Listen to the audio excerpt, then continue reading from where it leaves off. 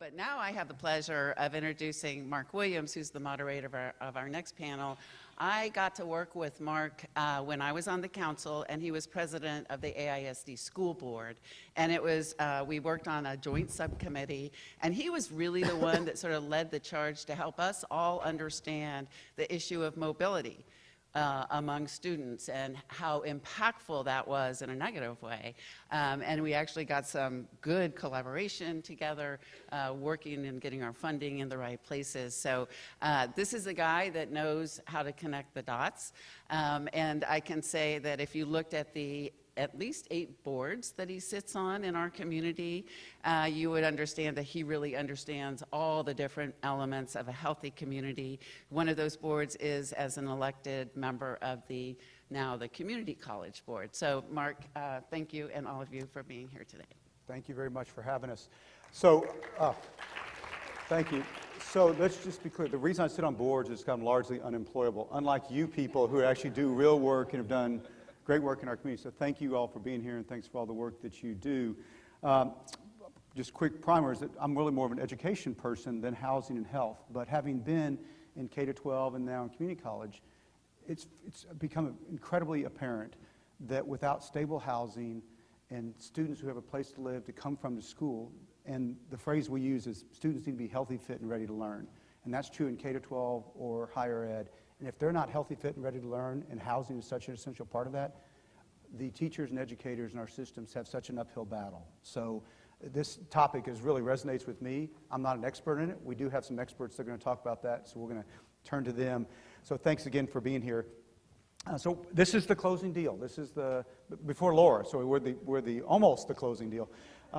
So we're going to try to kind of cover some things that may have been covered or some things that haven't been and kind of wrap them up and give you some ideas of some next steps going forward. We have an hour for the session, so very similar to the other sessions. We'll go 30, 35 minutes talking up here, 15 minutes of questions, and a few minutes of wrap up, and then let you get on to the closing. We're very fortunate to have sort of a unique panel up here, I think, and I'm going to kind of go in different order. We have a national perspective from Roy Lopez from the Federal Bank in Dallas.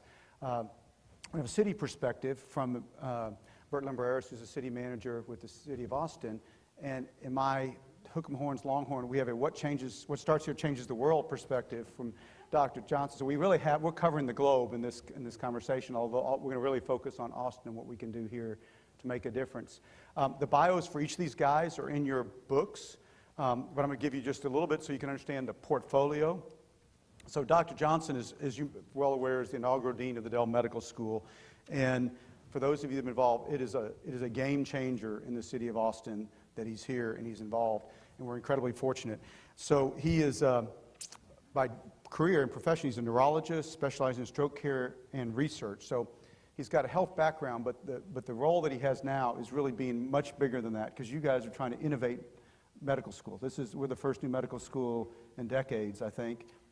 Well, at a Tier 1 research university, there are about 10 new med schools over the last 10 years, but ours is the only one in the last 50 years that's been in an AAU, Tier 1 university. I think we were the largest city in the country that didn't have a medical school. That's right. Charlotte, almost as big as us, is the last of the really big cities to not have one. So we're fortunate to have him, and he really brings the healthcare expertise that's almost unrivaled in our community. And Roy I'm going to try to read this for you guys, so bear with me. He heads the Dallas Fed's community development function, which promotes economic growth and financial stability for low and moderate income communities through resources and innovative ideas that connect them to opportunities in the mainstream economy. That sounds like a big portfolio and responsibility, and he really does bring a regional and national perspective. We're fortunate to have him here. And when you think about who's going to get it done in Austin, Texas, it's Bert Lumbreras. And I was fortunate enough, and I think even with Laura, my days of the school boards, with dealing with him, we were highly connected to his departments and functions in the city. So he's currently an assistant city manager. He's been out of 35 years of experience as a city manager and assistant city manager in 6 different Texas communities. So he's seen a lot in lots of different places. And he oversees 5 departments with the city of Austin. Includes parks, libraries, animal services, health and human services, and the neighborhood housing and community development corporations, which, if you see, the last 2 really tie completely to what we're talking about today. He's also the executive lead on the governmental collaborative and partnership efforts for the joint subcommittee of the city, Travis County, and AISD, which is obviously where I worked with him a bit. So I'm going to turn to these guys. I'm going to shut up so these guys can actually talk to you. And if you wouldn't mind, just sort of maybe start with you, Dr. Johnston, just a little bit about this. We've covered a lot today. I mean, there's been a lot of fascinating things and a tremendous panel. I got a chance to pop into each of the breakout groups, and it's just the depth of conversation and understanding is remarkable. But really, almost what hasn't been talked about today? What are some topics that might be of interest? And I know you've got a design institute and some other things that I don't think has come up, but just kind of maybe talk a little bit about what might be something new for this audience. Yeah, so I very sadly haven't had the pleasure of being here all day to be able to really address your question. I was trying to cover for him there. If y'all I know, it's very noticed nice that. of you, but I'm going to be transparent and open about that. So, but yeah, you gave me a cue. I mean, I guess the other thing that often doesn't get talked about that I hope has already, and if it hasn't, I'm just underlining it, is so obviously I know you all have talked about this close connection between housing and health. That's the whole reason we're here. One of the things, there are all kinds of great ideas about how to work on this, but to me, the real problem is that whatever we do, we tend to do it as an experiment. We get a grant, some special funding that comes, and we do it almost as a trial. We even accept, we're just going to do it in this little new block area. And there's some great examples in Austin going on right now where we do that. But we don't look at the underlying finances that got us into this problem in the first place. Now, I'm not saying dealing with the issues of inequities in terms of payment and all that. That's real. That's another issue. That's a complex issue, and not what I'm talking about. What I'm talking about is that we care for all these folks when they get sick. Here in Austin and in pretty much every community, one way or the other, we're caring for people when they get sick. That's extremely expensive. If you wait for somebody to get complications from diabetes, you've not only have you waited, you've made them sick by not dealing with it upstream, you're also paying much more than if you had prevented their diabetes or dealt with their diabetes adequately. And housing is upstream to that, and of course closely tied to these health consequences. But until we start to think about the finances, okay, the consequence of doing this poorly is now currently borne by the county health district or by Medicaid or sometimes Medicare. I mean, there's a variety of different payers there. Until we start to say that they're saving money from investments upstream, we're taking away one of the financial roots to allow us to justify not just experiments and tests, but ongoing programs and bigger sustainable solutions to these problems. So obviously that's not easy either, but we're fortunate in Austin that we have Central Health. Central Health is a great organization. It's underfunded. Every county health district is, right? There's a lot more that they'd love to be able to do, but it knows it wants to use its resources more effectively. So does that give us an opportunity to think about, they're not going to pay to build houses, but if there are programs that include housing that have economic impact, health impacts that are measurable downstream, then there are opportunities to think differently about how to pull those things together. So if you talked about it, I apologize, but it's a complicated topic and worth talking about again if you did already. Thanks, Dr. Johnston. So I'm going to turn to Roy, and I was reluctant to do this, but we have a couple people talking about representing the University of Texas. If you guys can keep your whoops to a minimum, Roy actually went to Texas A&M, but he's here again back in Austin, so we're welcome. Listening for a whoop. There, you may be the only one. I could brag a couple of weeks ago, but we ran into Alabama and Mississippi State and Mississippi, so it hasn't been good. Nobody y'all's here was pain. paying any attention to that, Roy. So what are your thoughts about kind of what maybe topics that we haven't spent a lot of time talking about today? Yeah, you see, well, let me preface my remarks because these are not necessarily the words of the Federal Reserve Bank of Dallas, but they're my own. But I start off with this assumption that basically housing should be a basic right for all Americans. Thank you. Even in my opinion, even more so than healthcare. When housing is the great vaccine, that is something where I think we need to put our dollars into. And I'm even more convinced after hearing the conversations here today. But I will say a couple things to the question, which is I think affordable housing does not happen organically. It is definitely a science, and it definitely takes a village. And it's also great to see new partners in this room. Somebody that's been doing affordable housing for a while, I know that the universe of affordable housing providers seems to be shrinking. So it is great to have a new conversation around this topic. But I will say a couple things. We got to make affordable housing a priority in our cities. It was so refreshing to hear the mayor of Austin talk about putting housing first. And you have no idea how lucky you are. I live in Dallas, and well, I'm not going to talk bad about Dallas, but I will say that it's not first. It's not first. And, we're trying to work on that. And we cannot forget the subsidy piece as well, the financing. How do you develop the financing around these projects? We got to talk about the financing. It's the money. When you really think about housing, affordable housing, it's a market inefficiency. If the free market could do it, it would have already been done. So you've got these gaps that definitely need to be filled, and you've got banks and you've got government that can fill in these gaps, and that's where we're headed. And another thing that we haven't talked about today is this issue of NIMBYism. It is prevalent in our communities, and we have got to be the advocates in our communities to stop that nonsense. Because our communities, we excel when we're diverse, and I'm not just talking about race and ethnicity, but income as well. And the last point I'll say is that, we got to build the capacity of our nonprofits. Our nonprofits are in decline. I need about 10 more foundation communities around the state of Texas. They do a wonderful job here in Austin. How can we get more of those in San Antonio and Corpus Christi and Houston and all across this great state of Texas? So those are a couple of things that I kind of wanted to talk about. Bert.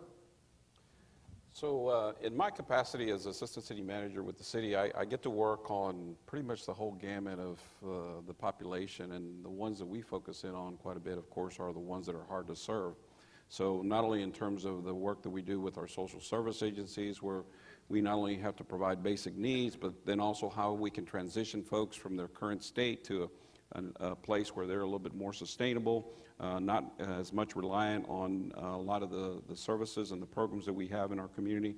But one exciting initiative that I want to talk about, that we talked about today, is a partnership, and then taking it to another level. And I think that's what Austin is doing with the most exciting news that we're doing around affordable housing as it relates to the missing middle. The mayor talked about it in his comments this morning.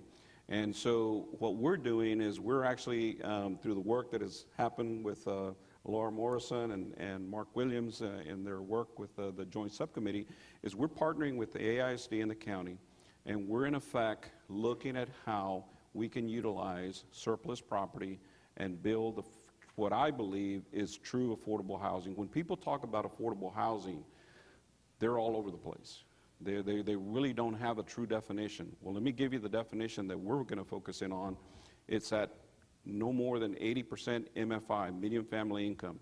And why is that? Because what started this conversation was the huge impact that our school system, Austin Independent School District, has every single year when they're going out and having to recruit 800 teachers because those teachers cannot afford to live in our community. I mean, that is a problem that all of us need to be very, very concerned about. Can you imagine not having quality teachers in our school system, and our kids and our grandkids not having academic success because the teachers are not there? I mean, that is just something that a community should not even have to think about. But that is a challenge that we have in our community. So right now, we have a tremendous door that has been opened with AISD. They have out on the street 10 properties that they're put out for bid. And it could go either one of two ways. You can monetary bid or a proposal or idea for affordable housing. And guess what?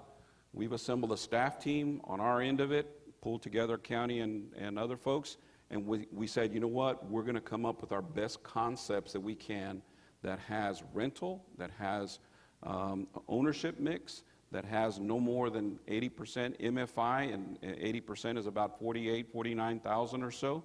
And why is that? Because on average, that's about what a teacher makes. So you want to be able to get teachers, you want to be able to get, maybe families with children, you want to maybe get lower paid employees that are at the city, at the county, or at the school, and essentially give them an opportunity to live in the neighborhoods as close as possible to where they work. Because many teachers, anecdotally and in reality, are having to commute long distances. We have a lot of our employees that are doing that. And so the approach that we're going to take is through what we call a community land trust. And for those of you that may not know how a community land trust works, it essentially does, what it does is you take the real estate you take the land out of the real estate equation. So in effect, you through our finance corporation at the city, we take ownership of it, and then we work with banks. And the banks can come in and fund the mortgages for the first-time home buyers. And the new home buyer would essentially pay just the amount of mortgage for just the building, not for the land, because the land is public.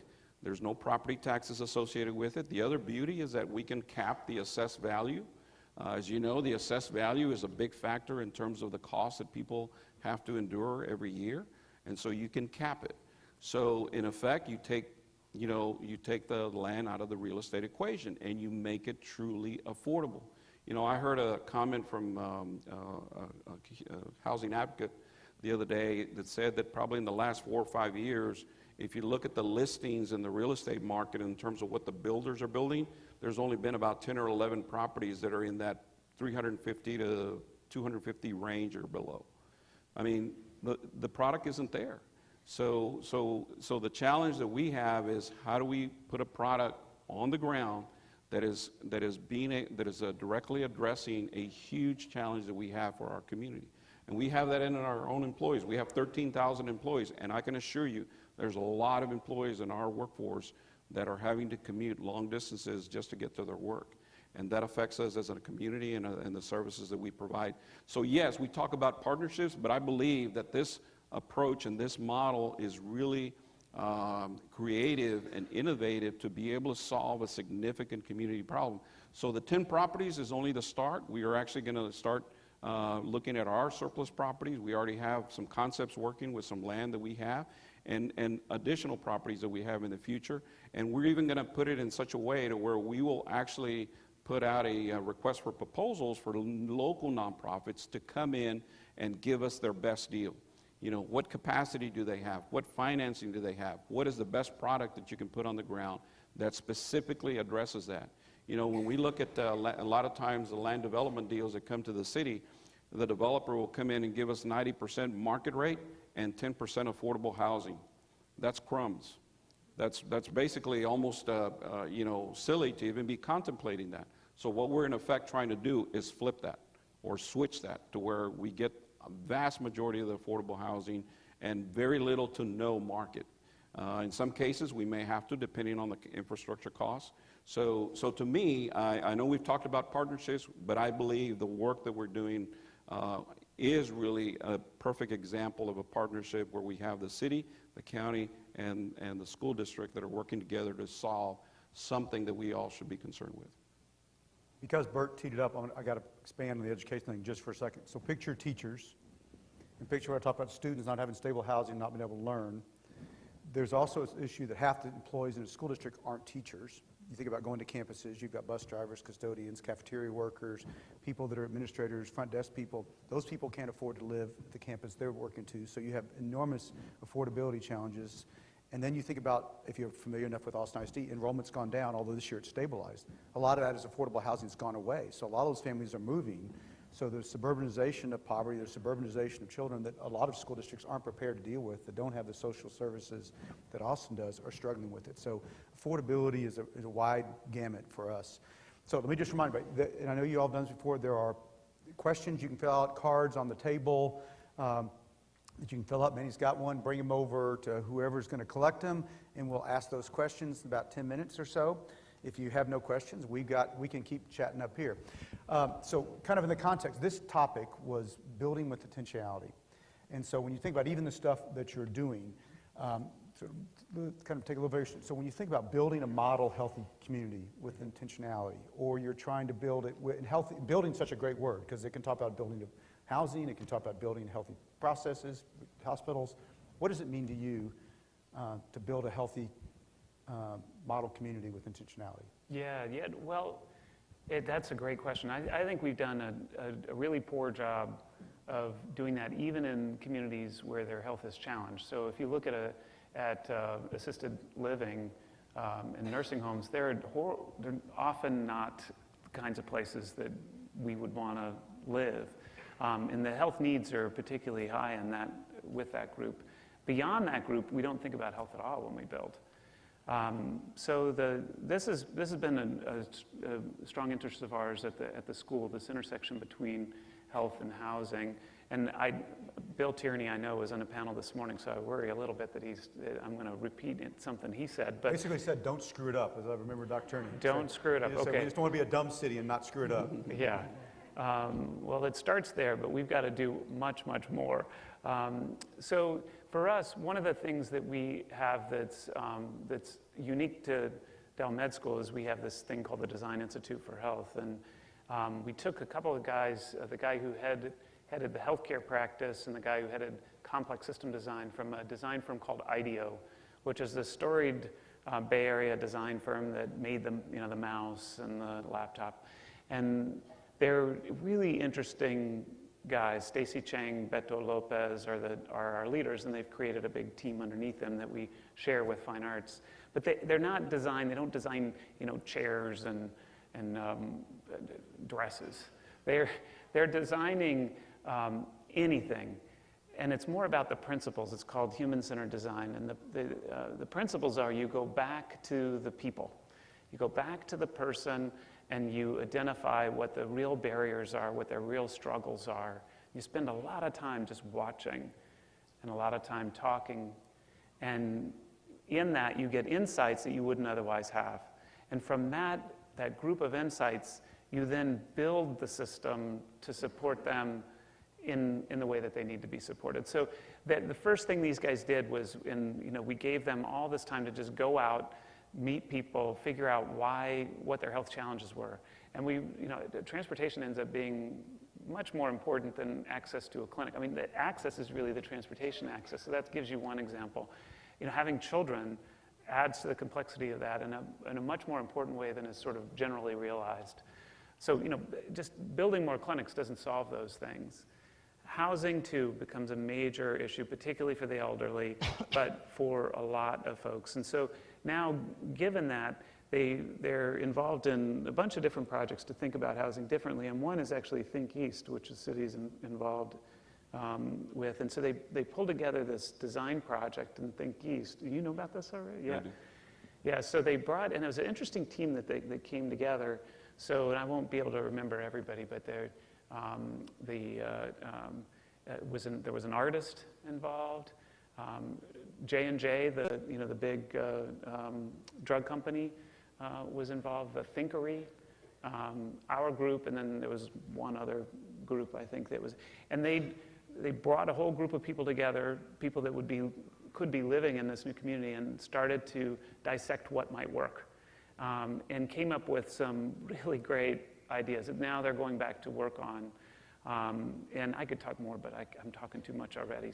But anyway, that's the kind of process that we think makes sense. We think we have the solutions. Well, we actually haven't really designed housing. I mean, even think about how so we go in and we create these regulations to deal with people with disabilities.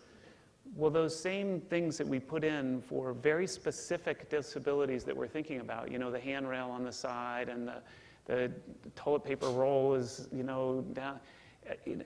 That's for one set of disabilities, one set of conditions that impacts people.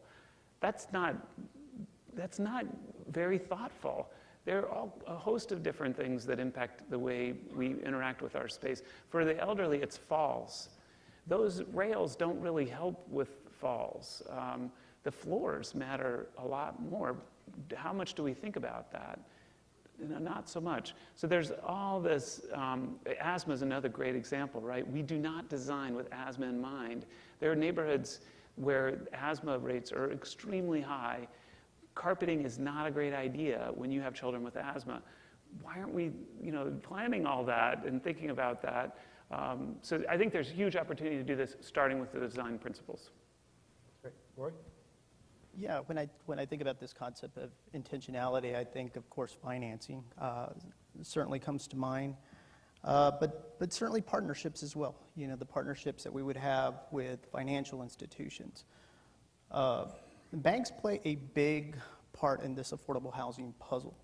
Everything from gap financing to pre-development to interim construction financing to the syndication of tax credits. These are all great areas that financial institutions should and can and will be playing in. My job as a bank regulator is to encourage that and to make sure that those deals exist.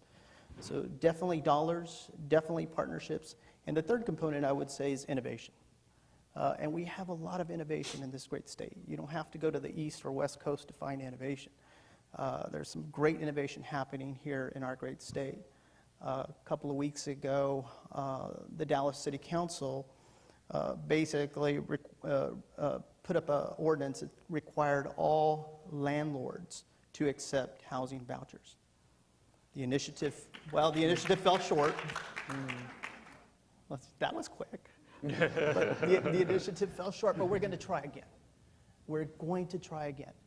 And we got to continue that type of innovation. Bert talked about housing land trusts. What another great innovation that exists out there. But the reality is that deal cutting and affordable housing can be messy. But at the end of the day, you got to put these units on the ground. And there are some great things that are also happening in the area of design. Some green building. You think about the tiny home movement. Austin is the home of the food truck. I'm going to challenge Austin to think about a development of just tiny homes. Because if you're going to change the affordable housing conundrum, you got to think about density, and you definitely have to think about, smaller expectations. Gone are the days where you can have 6 bedrooms and a bonus room, and if you want affordability, you got to start thinking about smaller. And congratulations to Austin as well. In 2013, you passed that beautiful bond program that talks about affordable housing in your communities, and that to me is intentionality. Bert? So just to kind of work off of that, I think we're one of the few cities in the country that has actually had 2 affordable housing bonds that have been approved by the voters. That to me is pretty intentional, and it's obviously a big concern of our residents. So we certainly use that for not only our Go Repair programs to try to keep seniors in their homes. We use that to incentivize projects that bring a lot of capital and bring a lot of other tax credit financing to the deals, but try to build as many units as we can for people that are in that 0 to 30%, maybe, and then also do a lot of what we call permanent supportive housing. So a lot of the work that we do is definitely, we understand that it's essential that if we're going to bring a unit to bear, it's got to have the wraparound services. So we made a huge investment in our wraparound services as regards to permanent supportive housing. So that's very important.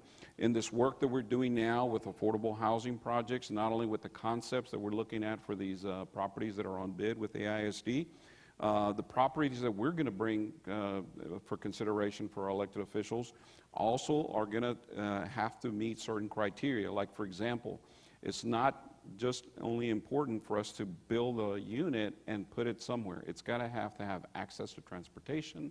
It's going to have to be close to all of the amenities that all of us enjoy when we live in a particular neighborhood, whether it's trails, whether it's parks, all of those important amenities. So that is very, very critical. Several years ago, we actually received a $3 million award. It was a Sustainable Communities Initiative through the Department of Housing and Urban Development. And it was for about a 208-acre tract in far northeast Austin, in a community that certainly has had a lot of issues in terms of lack of investment, high poverty rates, a high concentration of lower income developments and so forth.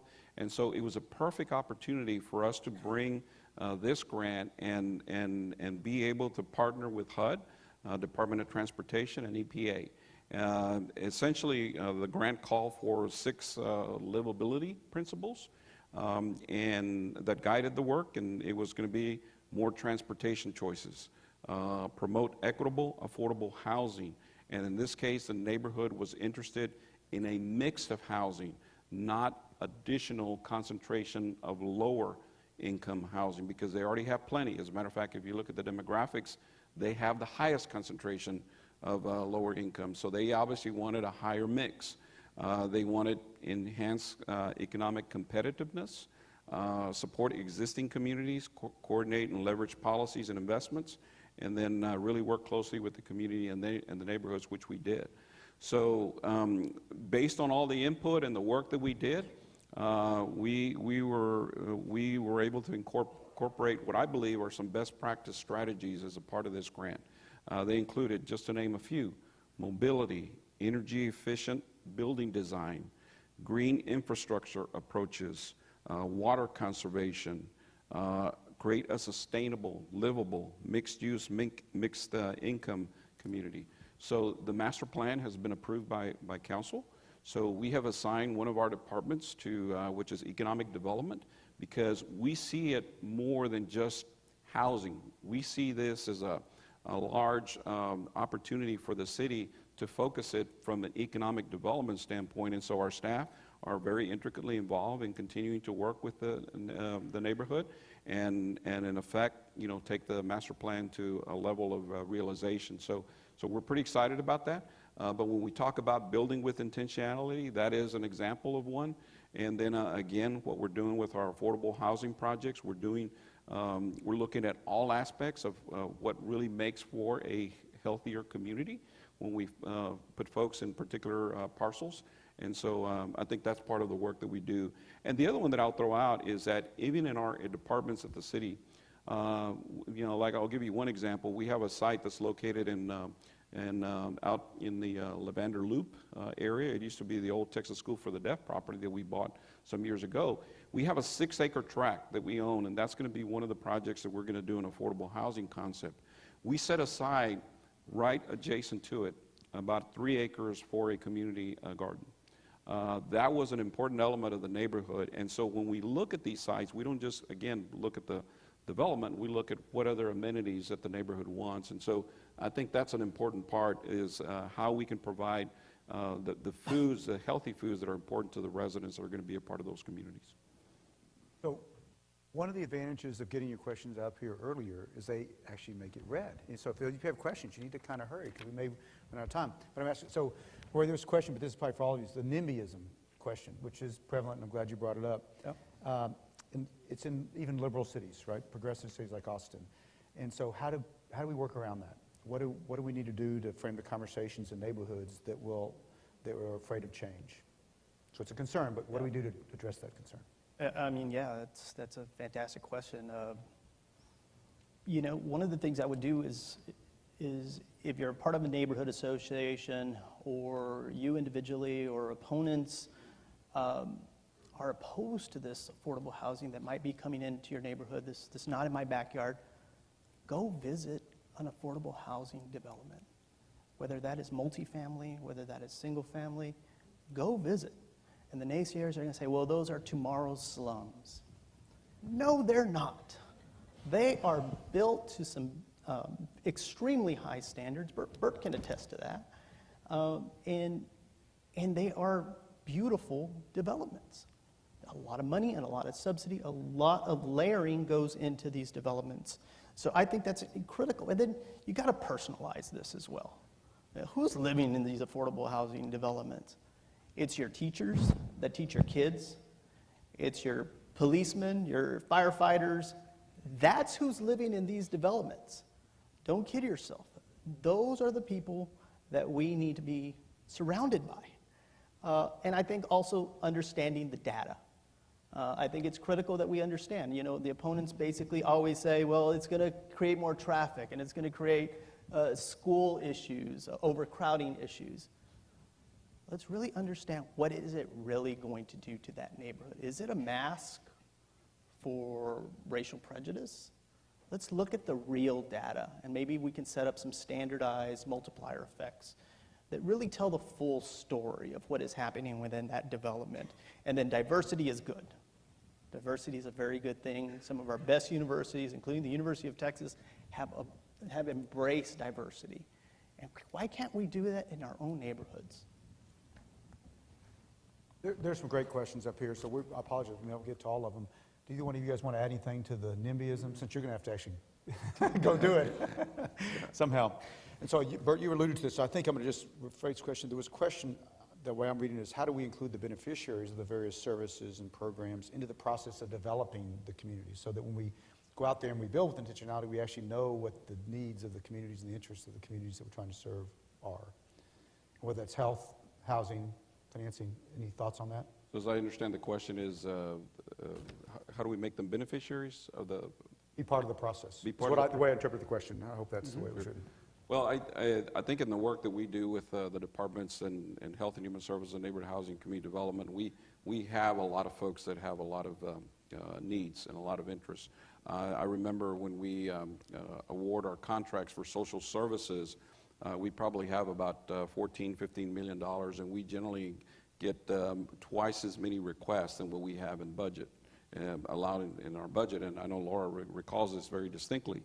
So folks, but what we do very well, I think, is our staff, because they're pretty much experts in this area, is that we have a tremendous amount of connections in the community. As a matter of fact, one of the great partnerships that we have with AISD is where we made investment into being able to collect data on our students in terms of their behaviors and their needs within the school systems, and then how do we get that data to connect back out to the resources in the community.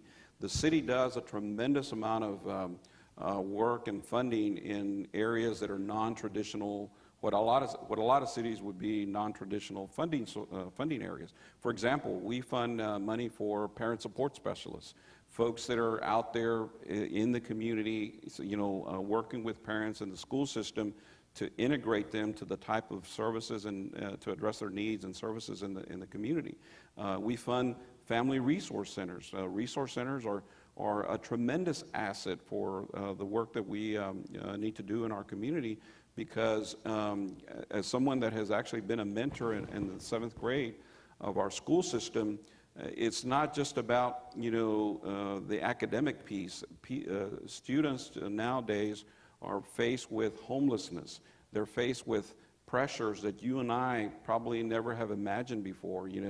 One organization that I've worked with before is a foundation where it's either one or two parents are incarcerated. Can you imagine not having one or both of your parents not around? I mean, that is just a tremendous challenge for students to have to face. So I'm proud of the work that we do in the community, because it's so integral to the success of our kids and certainly our residents that are out there. So I think there's a lot of work that's going on out there.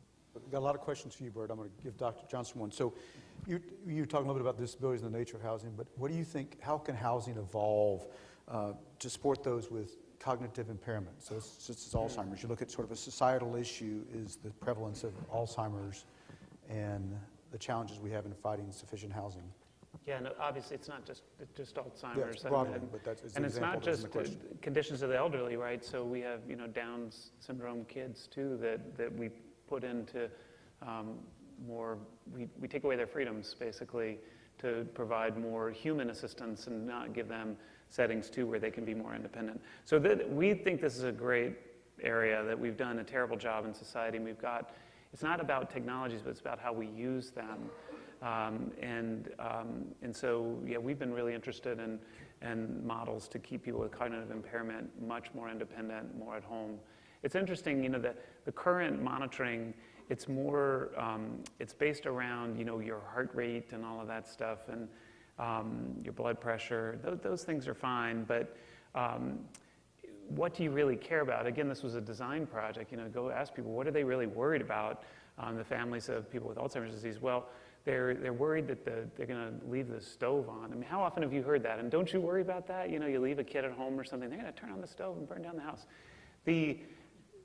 That is something we can easily monitor.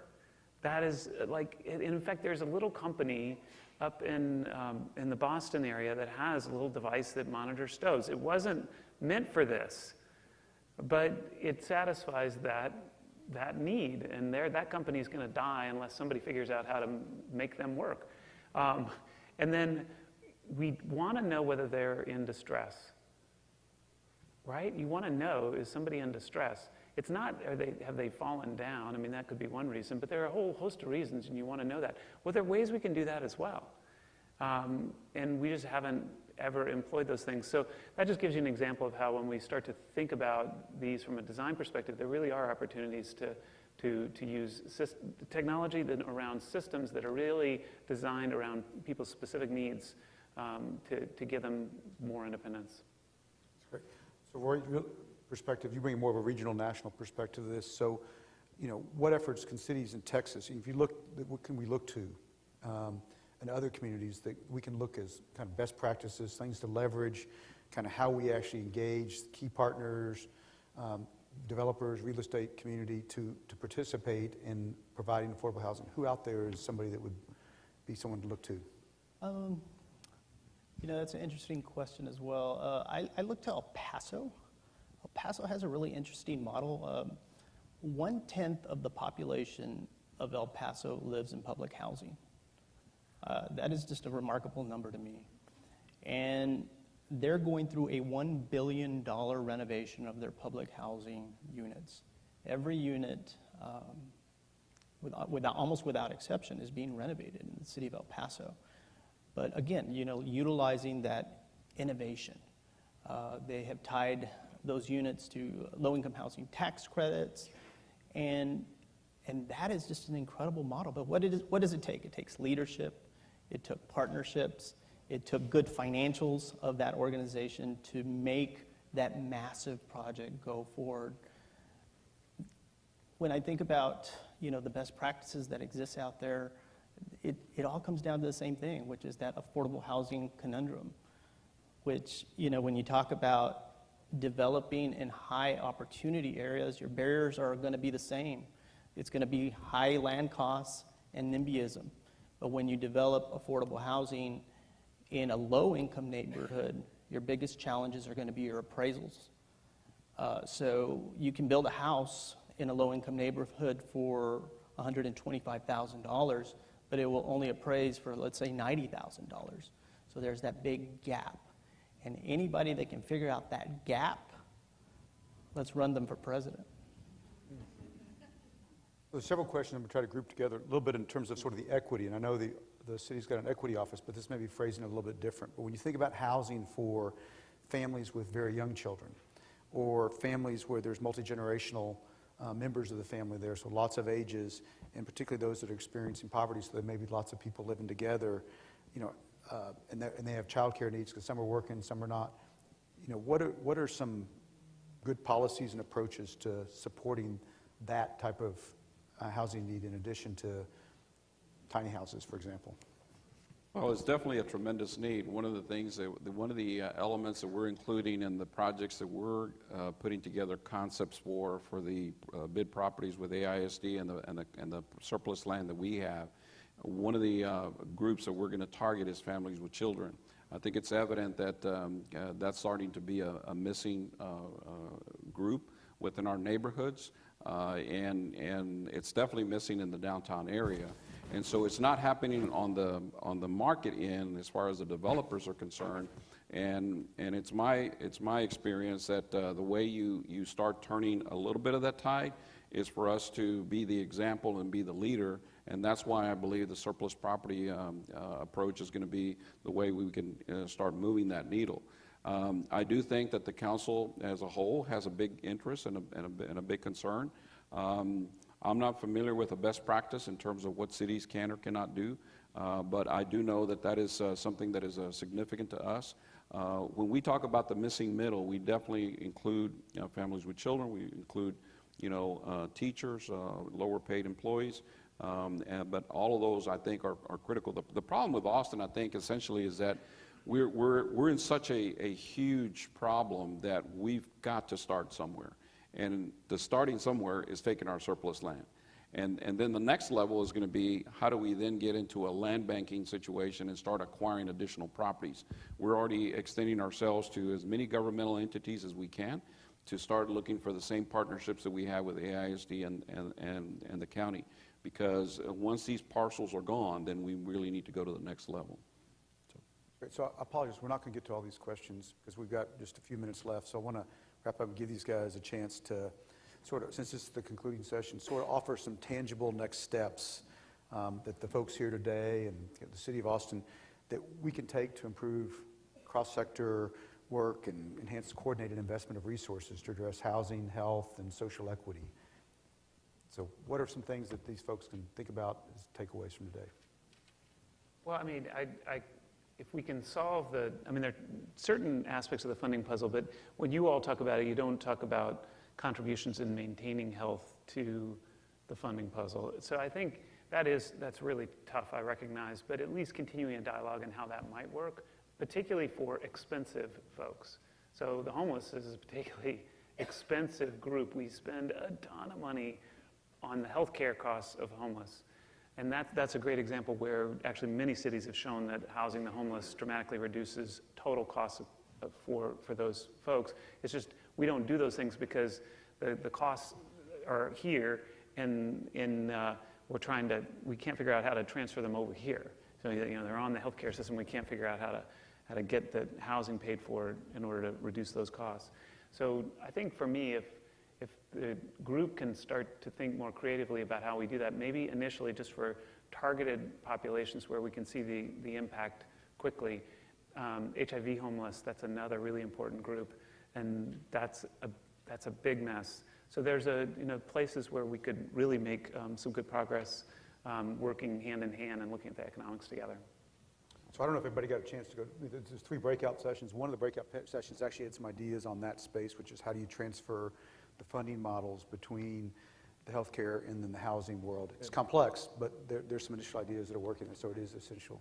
Rory, thoughts?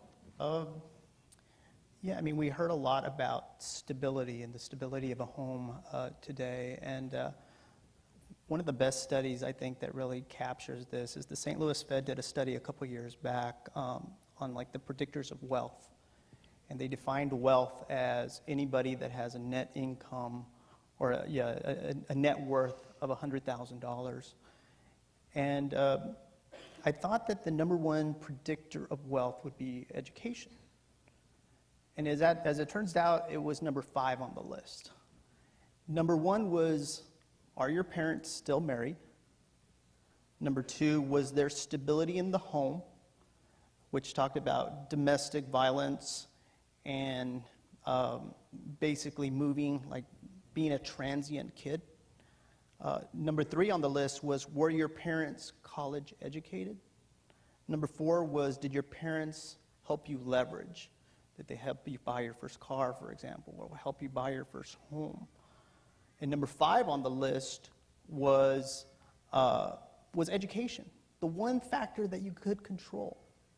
So I thought it was just incredible to really think about this idea of stability. And stability creates healthy communities. And so I just want to reiterate the importance of home ownership, for example. That's one thing that I want to emphasize. Out of the 109 largest metro areas in the country, Austin ranks 101. So there's some work to be done.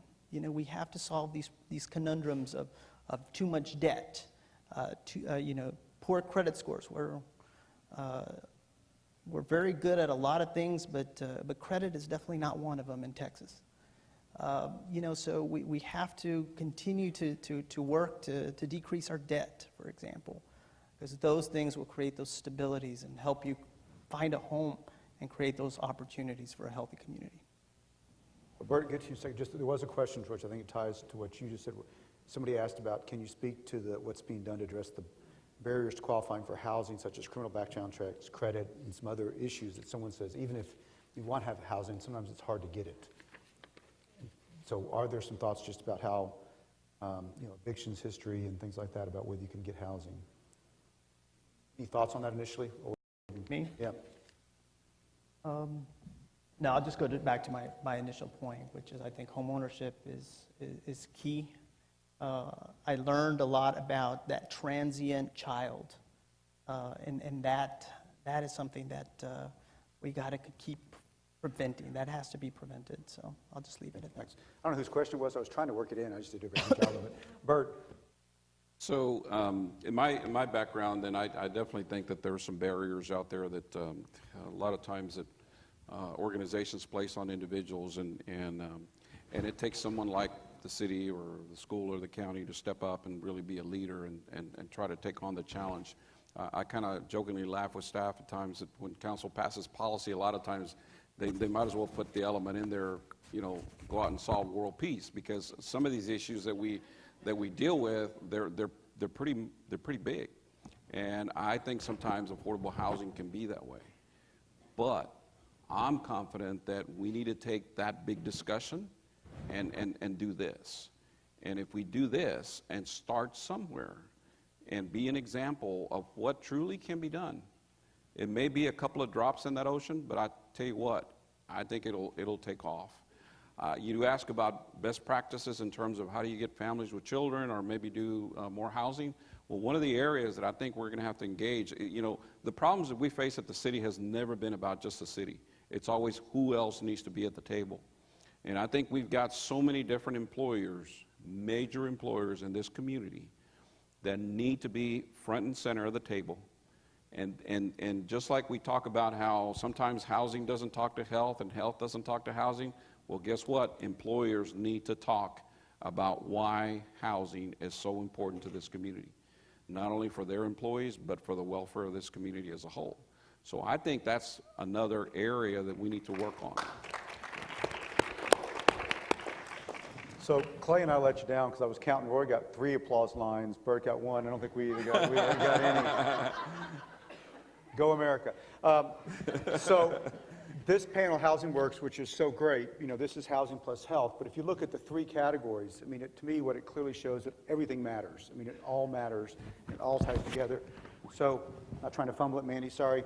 But the economic opportunity, and I'm involved in a number of things with the business community here and employers and sitting on the community college board, and what you realize is that everybody's starting to engage in this conversation in a different way, and the time's right. We have the right city leadership. I think we have the right conversations. Thanks to each of you for being here to be part of this conversation. But I think we are fortunate in Austin that we do have the leadership, including these guys, to help us get to where we need to in the next step. It's not going to be easy, but if there's anything that told me that this last election did, is that the responsibilities of us for our local community, solving local problems, is even more important, and we've got to keep our focus on what we can do here and not necessarily get distracted by what we can't control. And so I want to say thanks to these 3. Well, these guys do great work in their day-to-day job. Thank you for being here with this panel. And can you guys please give these folks a round of applause? Don't go anywhere yet, I think. Let's welcome Laura back to the podium here, and she'll wrap us up for the day. All right, great. Well, thank you for that very thought-provoking and really inspiring discussion. And I am well aware that I am the only person standing between you and happy hour in the bar. So I promise to be very, very quick. I just want to make a couple of points. First, I want to again, thank all our speakers and especially our sponsors. I was talking to David Erickson out in the hall. He was so amazed at the sponsors that we had for this. He took a picture of it and tweeted it. The point was that he sees, that there is an amazing interest here. But thank you to the sponsors, to the speakers, and also to all of you for coming, and especially all the gold stars here that stayed for the whole day. And I want to especially mention that we have people here from San Antonio, lots from Dallas, we have Houston, we have the Valley, and so I think that there is so much that can come out of this and spread through all of it. What I do want to do is just briefly take us back to this morning's talks from David and Megan. If David told us David Erickson, there's $1 trillion on the table here that we're talking about. If we can marry up housing and health, the buyers of health outcomes, including housing, and the sellers of health outcomes, and all that great work that Megan told us about in, the intrinsic, all the data and the explanation, the intrinsic relationship between housing and health. But I want to remind you of something both of them said. David said very explicitly, he has the feeling that Austin and this area can be the breakthrough place. And Megan said, independently of that, she thinks that we have the secret sauce. And I have no doubt that we can be that real breakthrough community that understands and puts into place the systems that we need. When I look out and have talked to so many people on the collective wisdom that we have here, we do have it, and I'm very excited. We've got work to do, no doubt about it. I believe we have a common goal. We need to align our strategies, our action steps. We need to make sure the political will is there and stays there. And so I think that what I'm going to suggest is the first step that you all can take, because I have heard a lot of what do I do next. Well, we have evaluations in your packets, and in the evaluation form, we ask you, what is the next thing that you might do? What are the partnerships that you found today, and any other feedback you'd like? And we plan to do some work to gather all of that input and to share it with everybody in a follow-up report. So the first step that you can take in taking us to the next level is to fill out your evaluation and really help us share the news with everybody else. I also want to mention that that all of this is going to be available online in video. We'll notify you about that. There's also something that we didn't get to mention yet in your packet. It's called Raquel's Story, and what you'll find is there's an interactive map that Children's Optimal Health put together that you can play with, that allows you to look at the impacts on a family's financial well-being depending on where they live and the housing choices that they're having to make. And so with that, let's all meet up in the bar, anybody that's interested, and thank you so much for coming.